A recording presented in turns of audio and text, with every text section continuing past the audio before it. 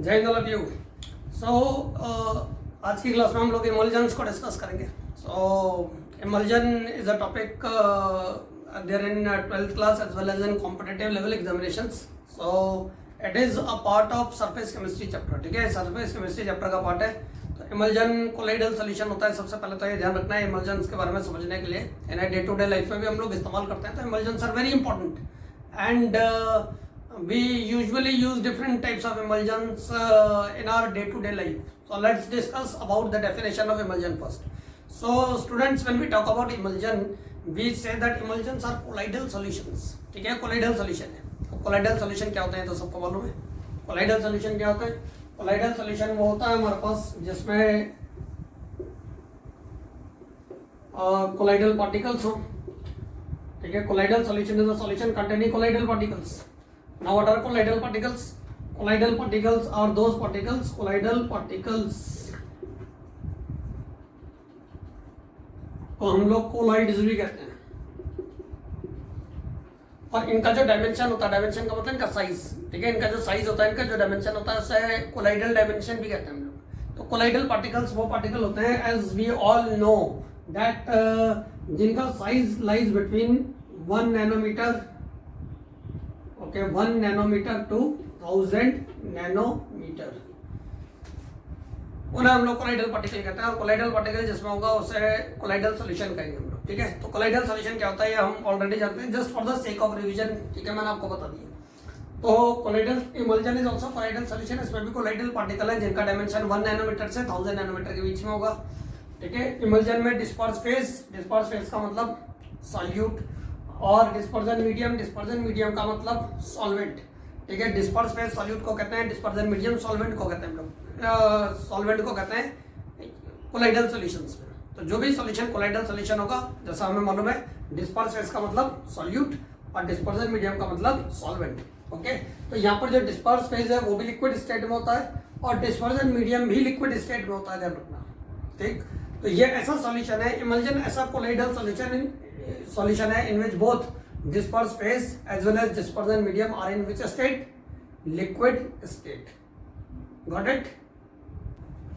So students, now let's talk about types of emulsions. ठीक है, types emulsion को दो कैटेगरी में डिवाइड करा जाता है। इमल्जन एक्चुअली में बनता है ऑयल और वाटर को मिलाकर। किसको मिलाकर? ऑयल और वाटर। अब ऑयल कौन सी स्टेट में बताओ? जो हम लोग normal day to day life में ऑयल आप देख रहे हो, चाहे वो पेट्रोल हो, केरोसिन हो, रिफाइंड ऑयल हो, कौन सी स्टेट में? लिक्विड। और वाटर रूम टेम्परेचर पर कौन सी स्टेट में? लिक्विड। तो मैंने अभी आपको ये बताया कि दो लिक्विड को मिलाकर इमल्जन बनना है। तो emulsion is a colloidal solution in which both disperse phase यानी सॉल्यूट एंड डिस्पर्जन मीडियम यानी solvent are in liquid state. Now we use oil and water to prepare emulsion. By knowing this fact that oil and water are immiscible, insoluble. Oil और water insoluble होते हैं, लेकिन फिर भी उन्हें हम मिलाएंगे, उन्हें मिलाकर इमल्जन बनाएंगे। कैसे बनाएंगे मैं अभी डिटेल में समझाऊंगा आपको वीडियो में आगे, लेकिन अभी हम फिलहाल बात कर रहे हैं टाइप्स ऑफ इमल्जन की। तो जब हम ऑयल और वाटर को आपस में मिलाते हैं तो ऑयल ज्यादा है वाटर कम, या वाटर ज्यादा है और ऑयल कम, ये डिसाइड करेगा कि इमल्जन कौन सी कैटेगरी में आएगा। ठीक है, तो दोनों तरह से इमल्जन बन जाता है। कुछ इमल्जन ऐसे होते हैं जिनमें ऑयल ज्यादा होता है और वाटर कम होता है। कुछ इमल्जन ऐसे होते हैं जिनमें वाटर ज्यादा होता है और ऑयल कम होता है।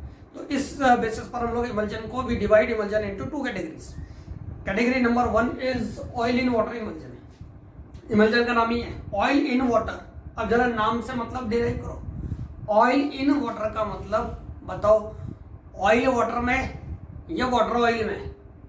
खुद सोचो, ऑयल इन वाटर का मतलब oil is present in water. Oil is present in water का मतलब ऑयल वाटर में प्रेजेंट है, और ऑयल वाटर में प्रेजेंट है का मतलब वाटर हो गया बड़ा, वाटर हो गया ज्यादा और ऑयल हो गया कम। और अगर वाटर ज्यादा हो गया तो काम किसका करेगा? Dispersion medium. क्यों? डिस्पर्जन मीडियम यानी क्या? सॉल्वेंट, जो भी एक्सेस अमाउंट में होगा। और ऑयल क्योंकि कम है तो काम करेगा किसका? डिस्पर्स्ड फेज का, यानी किसका? सॉल्यूट का। तो students, as the name suggest, जैसा नाम सजेस्ट कर रहा है oil in water, oil is present in a smaller amount and water is present in larger amount. So here oil acts as disperse phase while water acts as dispersion medium, and such type of emulsions are called oil in water emulsion. So how to define it? यही इसकी definition भी है। When we define oil in water emulsion, we say that in these emulsions oil acts as dispersed phase यानी solute, while water acts as dispersion medium यानी solvent. Okay, so here is a general diagrammatic representation where you can see that these black circles represent oil. ये जो black circle है ये represent कर रहा है oil को, and this blue color is indicating water. Water यहाँ पर ज्यादा है इसलिए डिस्पर्जन मीडियम, ऑयल कम है तो इसलिए डिस्पर्स फेज. तो इस तरह से डायग्रामेटिकली हम लोग समझ सकते हैं, इमेजिन कर सकते हैं ऑयल इन वाटर इमल्जन को. Now there are few examples. One very common and famous example is milk. Now milk is also an emulsion. Milk में ऑयल के पार्टिकल्स हैं, फैट ग्लोब्यूल्स बोलते हैं हम लोग. ग्लोब्यूल यानी स्फेरिकल पार्टिकल, और fat is a special category of oil. ठीक है, ऑयल का जब मास ज्यादा हो जाता है तो उसी को फैट कह देते हैं हम लोग.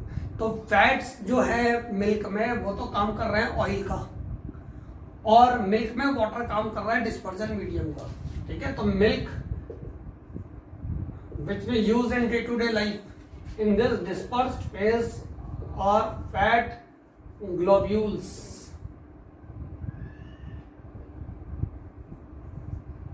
ठीक है, जो कि ऑयल की फैमिली को बिलोंग करते हैं.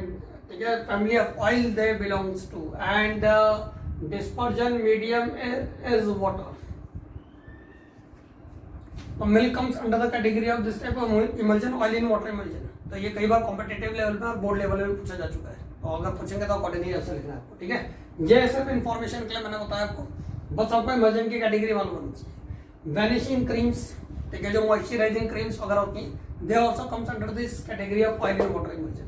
तो ये तो हो गया oil in water emulsion. Now the next category of emulsion is just opposite. The name is water in oil, as you can see from here. Water in oil. तो water in oil कब बोलेंगे हम? जब oil का एक पूरा container हमारे पास भरा हुआ होगा और उसमें हम वाटर को डाल देंगे तो हम बोलेंगे कि water is present in oil. Water is present in oil का मतलब water is present in smaller amount while oil is present in larger amount. तो the substance which is present in smaller amount is solute, और colloidal solution में solute को क्या कहते हैं हम लोग? Dispersed phase. And the substance which is present in larger amount, that is oil in this case, is solvent, और solvent को क्या कहते हैं हम लोग? Dispersion medium. So when we define water in oil emulsion, we say that in these emulsions water acts as dispersed phase यानी solute, while oil which is present in excess is while oil acts as dispersion medium. ठीक है, जो oil है वो किसका काम करेगा? Dispersion medium का काम करेगा इसमें. ठीक. And the common examples are butter. इस कैटेगरी का इमल्जन है जिसमें ऑयल ज्यादा होता है और वाटर कम, इसलिए बटर ऑयली होता है. ठीक है, कोल्ड क्रीम्स. कोल्ड क्रीम जो यूजुअली सर्दियों में हम लोग क्रीम वगैरह इस्तेमाल करते हैं, cold creams comes under this category only. तो these are oil in water emulsion. तो here we can conclude that emulsions are of two types. One is oil in water. ठीक है, one is oil in water emulsion and another one is water in oil emulsion. So depending upon the amount of oil and water, we divide emulsion into these two categories. So you can see, ठीक है, आप लोग यहाँ से देख सकते हैं और समझ सकते हैं. ओके, तो स्टूडेंट्स अब शुरू करते हैं एमल्सिफिकेशन के बारे में समझते हैं. ठीक है, तो एमल्सिफिकेशन देखो, एमल्सिफिकेशन शब्द का मतलब, एमल्सिफिकेशन में एमल्सी शब्द का मतलब तो इमल्जन से, ये तो इमल्जन से वर्ड निकाला गया है. ठीक है, और फिकेशन का मतलब होता है फॉर्मेशन. फिकेशन का मतलब फॉर्मेशन. ठीक है, फिकेशन वर्ड कई जगह आता है, जैसे आपने पढ़ा होगा 10th क्लास में सैपोनिफिकेशन. तो सैपोनिफिकेशन में सैपोनिफिकेशन का मतलब सोप फॉर्मेशन.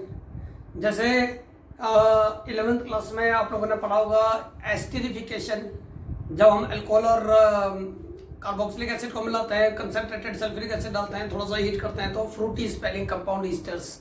तो ईस्टर बनाने के इस प्रोसेस को एस्टरिफिकेशन कहते हैं हम लोग. तो फिकेशन का मतलब हो गया फॉर्मेशन, और इमल्जन का फॉर्मेशन है इमल्सिफिकेशन. तो emulsification is the process of forming emulsion. ठीक है, it is the process of forming emulsion. तो इमल्जन बनाने के प्रोसेस को हम लोग इमल्सिफिकेशन कहते हैं. ठीक, अब देखो काम इतना आसान नहीं है. क्यों? क्योंकि अभी हमने थोड़ी देर पहले क्या पढ़ा?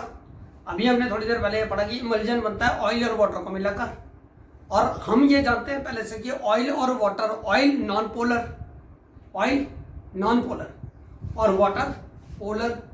तो नॉन पोलर और पोलर तो आपस में मिलते ही नहीं है, डिजॉल्व ही नहीं होते, इंसॉल्युबल है, इमिसिबल है, तो फिर इन्हें मिलाकर इमल्जन बनाएंगे कैसे हम लोग?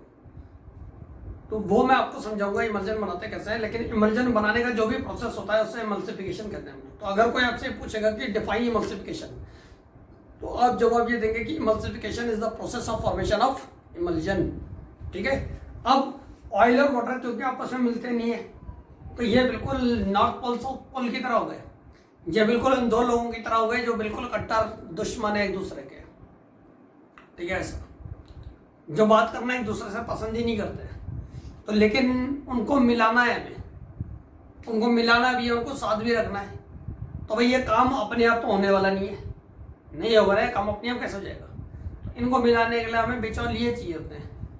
इन्हें मिलाने के लिए हमें कबूतर बोलते हैं नॉर्मल भाषा में, जो मैसेज कन्वेयर होते हैं, मैसेज कन्वेयर चाहिए होते हैं कि चलो नाराज हो रखे एक दूसरे से, तो इनको इनकी बातचीत करवाई जाए। तो वही जो बिचौलिए हैं, वही जो कबूतर टाइप लोग हैं, उनको हम बोलते हैं इमल्सिफाइंग एजेंट या इमल्सिफायर के नाम से भी जाना जाता है। तो इमल्सिफाइंग एजेंट में एजेंट का मतलब मदद करने वाला, जैसे इंश्योरेंस एजेंट जो आपको इंश्योरेंस खुलवाने में मदद करे, प्रॉपर्टी एजेंट जो आपको प्रॉपर्टी दिलवाने में या बेचने में मदद करे, ऐसे ही यहाँ पर इमल्सिफाइंग एजेंट यानी जो इमल्जन बनाने में मदद करे। तो the substances which helps in formation of emulsion are called emulsifying agent. वो सब्सटेंस जो इमल्जन बनाने में मदद करता है इमल्सिफाइंग एजेंट कहते हैं। और इसके दो कॉमन एग्जांपल्स है, सोप एंड डिटर्जेंट्स। ठीक है, सोप और डिटर्जेंट जो घरेलू चीज है, घर में हम लोग इस्तेमाल करते हैं डे टू डे बेसिस पर, दीज आर इमल्सिफाइंग एजेंट। ये इमल्सिफायर है, ये ऑयल और वाटर को एक साथ रहने में मदद करते हैं। अब भाई मदद करते हैं तो ये भी तो मालूम होना चाहिए मदद करेंगे कैसे। मान लो दो लोग आपस में बात नहीं कर रहे, तीसरा कर बोलता है कि मैं कराता हूँ तुम्हारी बात, तो आप ये तो बोलोगे क्या करेगा तू, ऐसा क्या बात करवाएगा तू? तो वही चीज यहाँ पर भी है कि इमल्सिफाइंग एजेंट ये तो कह रहा है कि जब मैं इमल्जन बनाने में मदद कर दूंगा, लेकिन इसका रोल क्या होगा? तो वो बनाएंगे हम लोग रोल ऑफ इमल्सिफायर। इमल्सिफायर किस तरह से एक्शन करता है, किस तरह से रोल प्ले करता है। सोप इमल्सिफाइंग एजेंट का एग्जांपल है।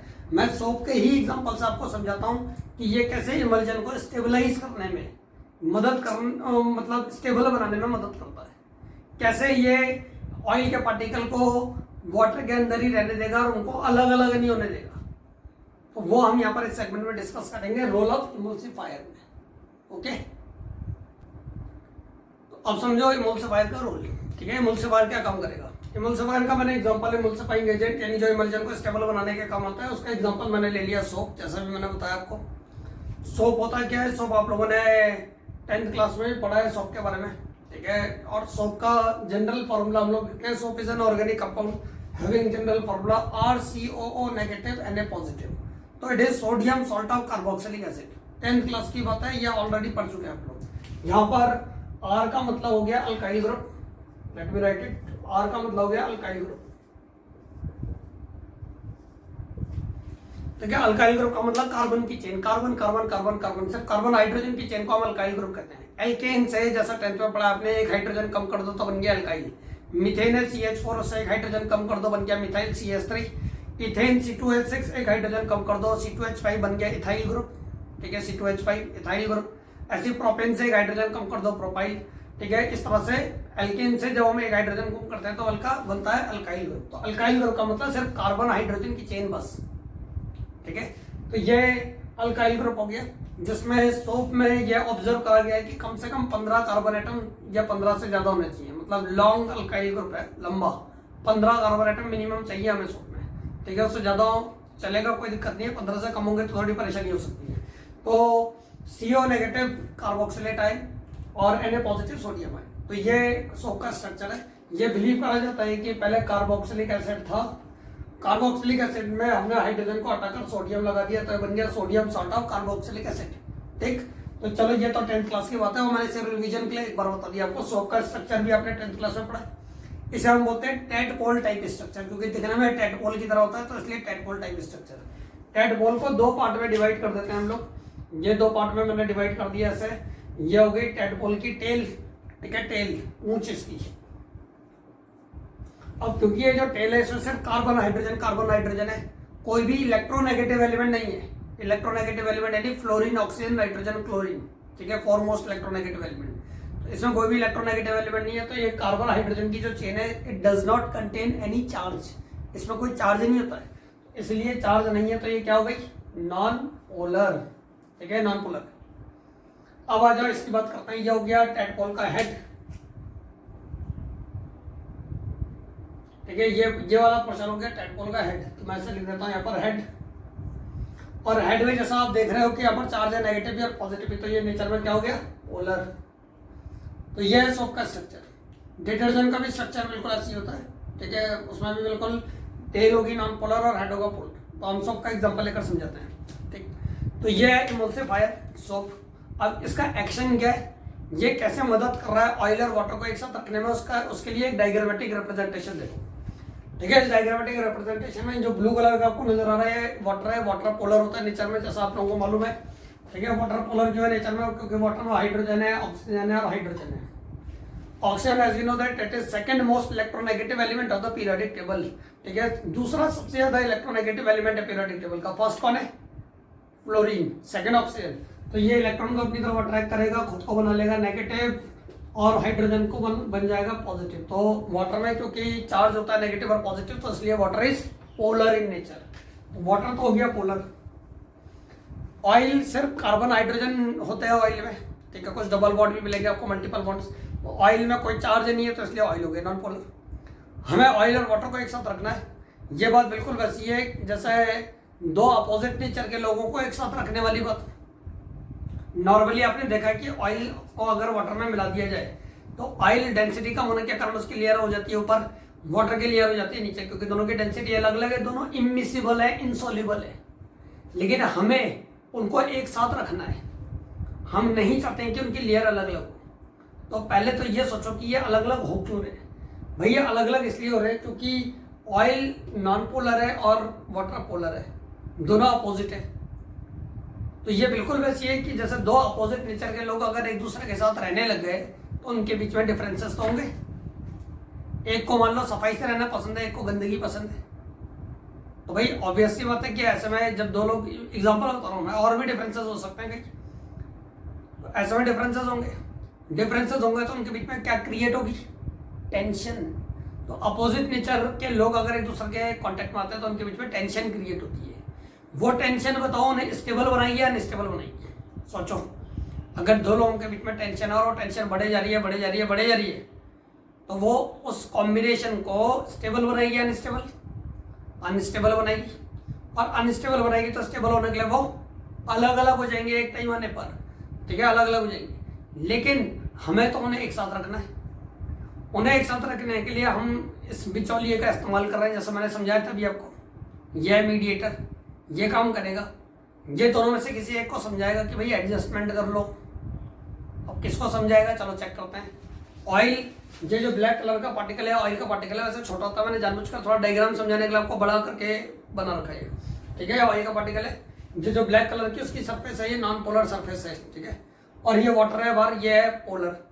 इसलिए दोनों अपोजिट नेचर के, दोनों के बीच में झगड़ा होगा, टेंशन होगी, और ये टेंशन, ठीक है, इतनी ज्यादा होती है कि अलग अलग हो जाएंगे।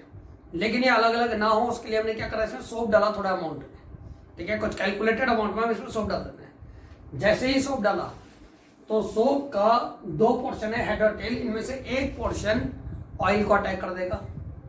सवाल है कौन अटैक करेगा, तो जवाब है टेल अटैक करेगी। तो फिर सवाल है क्यों, तो फिर जवाब ये है क्योंकि टेल क्या है, नॉन पोलर, ऑयल भी क्या है, नॉन पोलर।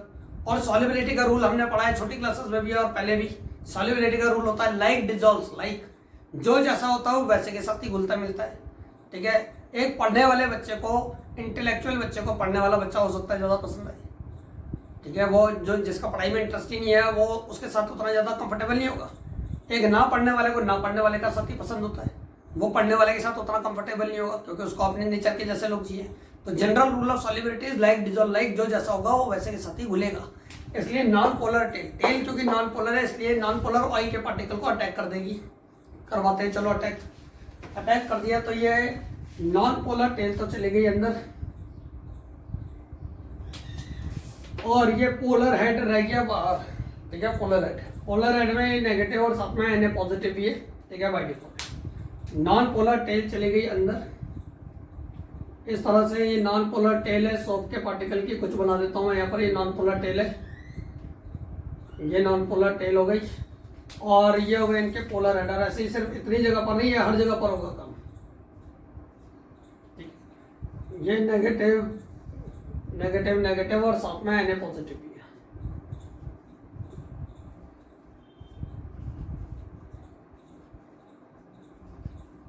ठीक है, ऐसे और जगह भी अटैक करवा सकते हो। एक यहाँ पर बच गया, यहाँ पर भी अटैक करवा देते हैं। ये अब डायग्राम हो गया कंप्लीट, ठीक है, नेगेटिव और साथ में पॉजिटिव, ठीक है, ऐसे हर जगह आ जाएगा। अब देखो हुआ क्या हुआ, है कि नॉन पोलर टेल ने अटैक कर दिया, और जो पोलर हेड है वो तो बाहर रहेगा पोलर वाटर के साथ।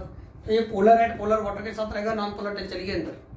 अब अगर आप इमेजिन करेंगे तो जो ब्लैक कलर की लेयर थी नॉन पोलर सरफेस था जो ऑयल का, ठीक है, इसे पोलर हेड ने कवर कर दिया चारों तरफ से, हर तरफ से। देखो इसके ऊपर पोलर हेड आ जाएगा हर जगह। तो बताओ अगर पोलर हेड आ जाएगा हर जगह, तो ये वही बात हुई कि किसी इंसान की कमी है, हमने उस कमी को छुपा दिया, खत्म नहीं करा ध्यान रखना, छुपा दिया, कवर कर दिया बस।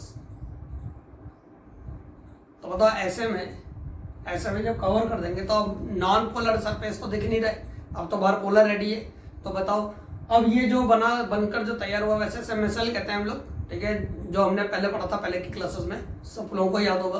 तो ये जो पोलैरिटी डेवलप हो गई, पोलर हेड आ गया सरफेस में, इसके कारण ऑयल की नॉन पोलैरिटी, ध्यान से सुनना मैं क्या बोल रहा हूँ, ऑयल की नॉन पोलैरिटी बताओ बढ़ जाएगी या कम हो जाएगी? कम हो जाएगी। और क्या बढ़ जाएगी? पोलैरिटी। क्यों बढ़ी पोलैरिटी? क्योंकि बाहर का जो सरफेस है वहां पर पोलर हेड आने के कारण वो पोलर हो गया, पहले से ज्यादा पोलर हो गया। तो यानी ऑयल का नेचर बदल गया। अब देखो दो लोग थे, दोनों लोगों के बीच में टेंशन थी, ठीक है, इन दोनों के बीच में इसने अपना नेचर चेंज कर दिया।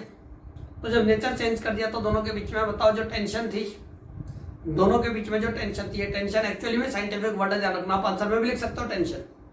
दोनों के बीच में जो टेंशन थी बताओ बढ़ गई या कम हो गई? कम हो गई, क्योंकि अब ऑयल नॉन पोलर से थोड़ा पोलर हो चुका है, पोलर हेड आने के कारण सरफेस पर। वाटर पहले से ही पोलर था, अब दोनों एक साथ खुशी खुशी रह सकते हैं, कोई दिक्कत नहीं, टेंशन कम हो गई, अब दोनों एक दूसरे के साथ रहेंगे, और इसलिए ऑयल का पार्टिकल अब वाटर से अलग होगा नहीं, और इस तरह से इमल्जन स्टेबल हो जाता है। इस तरह से ऑयल के पार्टिकल फ्रीली पानी के अंदर मूव करते रहते हैं। तो अब ये बताओ आपको यहाँ पर सोप का रोल समझ में आया? क्या है सोप का रोल? सोप का रोल ये है कि वो ऑयल के पार्टिकल में, ऑयल के जो पार्टिकल्स हैं उनकी सरफेस की पोलैरिटी को बढ़ा देगा। पोलैरिटी बढ़ाकर वो वाटर और ऑयल के बीच के टेंशन को कम कर देगा, जिसके कारण ऑयल का पार्टिकल अब फ्रीली वाटर के अंदर घूम सकता है, और इसीलिए इमल्जन स्टेबल हो जाता है।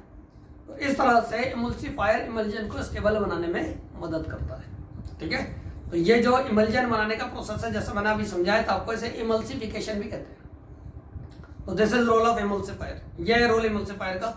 ठीक है, और अगर आपको इसको अलग अलग करना है तो अलग अलग करने के भी तरीके हैं। ठीक है, अगर इमल्जन बना दिया आपने किसी ने आपसे बोला कि जी इसको अलग करिए, तो अलग करने के कुछ इलेक्ट्रिकल तरीके हैं, कुछ सेंट्रीफ्यूगेशन कर सकते हैं आप लोग। ठीक है, सेंट्रीफ्यूग कर दो, घुमा दो बहुत तेजी से, ताकि ये सोप के पार्टिकल अलग अलग हो जाए, तो फिर से अलग अलग हो सकते हैं ये। ठीक है, कुछ तरीकों का इस्तेमाल कर और वो तरीके जिनसे हम ऑयल और वाटर को अलग करते हैं एक दूसरे से। इमल्जन बनाने के बाद अगर जरूरत पड़ने पर हम ऑयल और वाटर को अलग करना चाहें तो हम कर सकते हैं, अलग अलग तरीकों का इस्तेमाल कर। तो जो प्रोसेस हम यूज करेंगे ऑयल और वाटर को अलग करने के लिए, उस प्रोसेस को कहा जाता है डिमल्सिफिकेशन।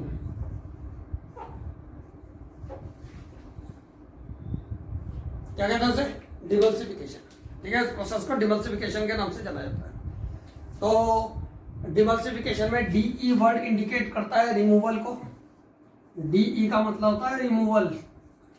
जैसे डी इलेक्ट्रोनेशन, ऑक्सीडेशन को डी इलेक्ट्रोनेशन भी कहते हैं, याद है आप लोगों को? Removal of electron. Dehydration, removal of water. Dehydrogenation, removal of hydrogen. तो डीई वर्ड जहां पर भी आता है उसका मतलब रिमूवल, और डिमल्सिफिकेशन का मतलब हो गया removal of oil and water from an emulsion is known as demulsification. तो इमल्सिफिकेशन जहां ऑयल और वाटर को मिलाकर इमल्जन बनाने के प्रोसेस को फॉर्मेशन को फिकेशन को इमल्सिफिकेशन कहते हैं हम लोग, वही अलग करने को डिमल्सिफिकेशन के नाम से जाना जाता है। ठीक है, तो स्टूडेंट्स इस टॉपिक के लास्ट में हम लोग एप्लीकेशंस देख लेते हैं इमल्जन्स के, कुछ किन जगहों पर इमल्जन यूजुअली काम आता है। तो बहुत सारी एप्लीकेशन है जिनमें से मैंने 2-4 लिस्ट, ठीक है, आपको बता रहा हूँ, समझा रहा हूँ एप्लीकेशंस में। जैसे मिल्क इमल्जन है, अभी हमने पढ़ा था, ठीक है, it is oil in water category of emulsion, and milk अपनी आप में एक एप्लीकेशन है because it is very essential ingredient of our diet. ठीक है, हमारी डाइट का एक बहुत इसेंशियल इंग्रेडिएंट है मिल्क, और वो इमल्जन के फॉर्म में एग्जिस्ट करता है। Several oily drugs are prepared in the form of emulsions, जैसे कफ सिरप वगैरह होती हैं वो सब इमल्जन के फॉर्म में बनाई जाती हैं, तो ये इमल्जन की एक एप्लीकेशन है। Disinfectant such as Dettol and Lysol, तो आपको मालूम होगा डेटॉल और लाइजॉल जैसी चीज़ों का जब हम इस्तेमाल करते हैं तो उन्हें पानी के साथ मिलाया जाता है। तो डेटॉल और Lysol both belongs to category of oil, और पानी के साथ जब मिला रहे तो ये कम, डेटॉल कम डालते हैं और पानी ज़्यादा लेते हैं हम लोग। ऐसे में जो इमल्जन बनेगा वो बनेगा ऑयल इन वाटर इमल्जन, तभी नहीं यूज़ कराया जाता है, डायरेक्टली हम इनका इस्तेमाल नहीं करते हैं स्किन वगैरह पर। Cleansing action of soap and detergent, अभी जैसा हमने थोड़ी देर पहले पढ़ा था कि सोप और डिटर्जेंट का जो क्लिनजिंग एक्शन है, तो it is based upon the formation of emulsion when they are mixed with water. जब उन्हें पानी के साथ, देखो अगर कोई कपड़ा गंदा है तो सीधा सोप लगाकर तो साफ नहीं होगा ना, तो पानी की भी जरूरत पड़ेगी। सिर्फ डिटर्जेंट डाल देंगे गंदगी कपड़ा तो साफ नहीं होगा, वाटर की जरूरत पड़ेगी हमें। तो डिटर्जेंट और सोप दोनों ऑयल फैमिली को बिलोंग करते हैं, and when we use them with water, water is present in excess, large amount में है पानी हमारे पास, और ये है स्मॉल अमाउंट में वाटर के कंपैरिजन में, तो इसलिए जो इमल्जन बनकर तैयार होता है इन दोनों को मिलाकर उसे भी हम ऑयल इन वाटर इमल्जन कहते हैं। तो ये डे टू डे लाइफ में इस्तेमाल होने वाली चीजें हैं जो इमल्जन की कैटेगरी में आती है। वैसे देखा जाए तो इमल्जन के सारे फायदे नुकसान कुछ नहीं है, लेकिन अगर फिर भी, ठीक है, कोई आपसे पूछे कि कोई हार्मफुल इफेक्ट है इमल्जन का, तो एक बता सकता हूँ कि जैसे पेट्रोलियम रिफाइनरीज वगैरह होती हैं या पेट्रोलियम वेल्स होते हैं, ठीक है, जहाँ से तेल निकल रहा होता है जिन कुओं से, अगर वहाँ पर पानी भी निकल गया साथ में, जैसा होता है कई बार, तो वो दोनों मिलकर इमल्जन बना लेते हैं, और इतनी लार्ज क्वांटिटी में उनको सेपरेट करना पॉसिबल नहीं हो पाता। वहीं अगर किसी पानी में थोड़ा बहुत पेट्रोल निकल गया, जैसे वेल हम, ठीक है, बना रहे हैं, खोद रहे हैं, और उसमें पानी के साथ थोड़ा बहुत भी अगर ऑयल आ गया तो फिर अनफिट है वो, फिर आप उसे इस्तेमाल नहीं कर सकते पीने के लिए किसी भी काम में। तो ये एक हार्मफुल इफेक्ट है इसका। ठीक है, तो ये हो गया इमल्जन वाला टॉपिक। तो होपफुली इमल्जन वाला टॉपिक आप पूरा समझ गए होंगे। ठीक है, तो इसी तरह से हम लोग आगे भी कुछ टॉपिक रेगुलर बेसिस पर कवर करते रहेंगे, ठीक है, अपने इस चैनल पर। तो stay tuned, stay healthy, and best wishes to all of you. जय हिंद, जय भारत।